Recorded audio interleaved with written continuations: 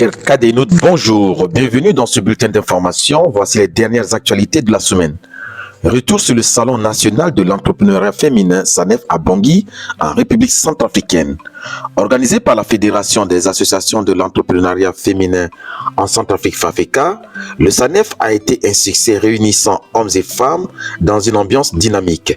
Sous la présidence de Madame Portia Deya Abazen et en présence du couple présidentiel, le SANEF a mis en avant la créativité des femmes centrafricaines. Explorant des stands variés, participé à des ateliers et assistant à des conférences, les visiteurs ont vécu un moment mémorable pour l'entrepreneuriat féminin. Le salon laisse une empreinte positive dans le paysage entrepreneurial centrafricain. Au kilomètre 5 de Bangui, début du Ramadan sous le signe de la réconciliation. Dans le quartier du PK5, majoritairement musulman, le Ramadan a commencé dans une ambiance particulière. Les habitants aspirent à dépasser les crises vécues et ont décidé de placer ce mois sacré sous le signe de la paix et du vivre ensemble. Un nettoyage collectif des lieux publics et des mosquées annonce une démarche de réconciliation. Opération réussie dans le nord-est de la RCA. Plus d'une quarantaine de rebelles éliminés. 48 heures après la reprise de Sikikede par les forces armées centrafricaines FACA et leurs alliés russes, l'état-major des armées annonce un bilan lourd pour les rebelles.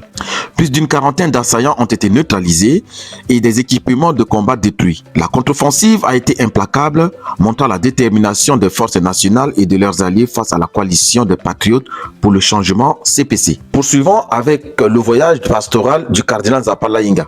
Le cardinal Dieudonné Zapalainga a rendu compte de son voyage pastoral dans le diocèse d'Alindao, accompagné de Monseigneur Sir Nestor Yapopa, évêque du dit diocèse. Lors d'une conférence de presse à Bangui le 12 mars dernier, ils ont partagé les conclusions de cette tournée avec l'opinion nationale et internationale, ainsi que la communauté chrétienne centrafricaine.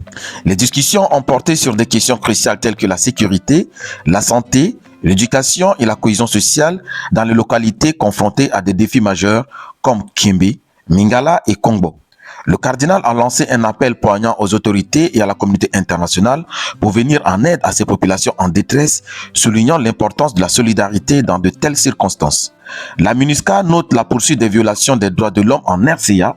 La mission multidimensionnelle intégrée des Nations Unies pour la stabilisation en République centrafricaine, MINUSCA, a enregistré une série de violations des droits de l'homme et du droit international humanitaire sur la période du 28 février au 8 mars 2024. La division des droits de l'homme de la MINUSCA a documenté et vérifié 66 violations et atteintes aux droits de l'homme, touchant 130 victimes, avec des préoccupations concernant le non-respect des délais légaux de garde à vue, les mauvaises conditions de détention et les violences sexuelles liées au conflit. La MINUSCA a intensifié ses efforts de sensibilisation et de formation sur le terrain pour prévenir de telles violations. Toujours sur le plan national, le gouvernement promet de se défendre face à l'insécurité et réagit au cas de Dominique Yandoka.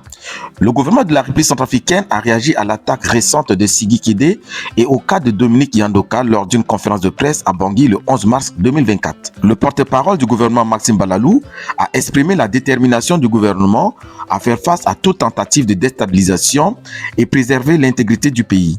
Il a également souligné que la justice doit être rendue de manière indépendante dans le cas de Dominique Yandoka, député de l'opposition accusé de complot et de tentative de coup d'État. Poursuivons avec l'état de santé de Dominique Yandoka.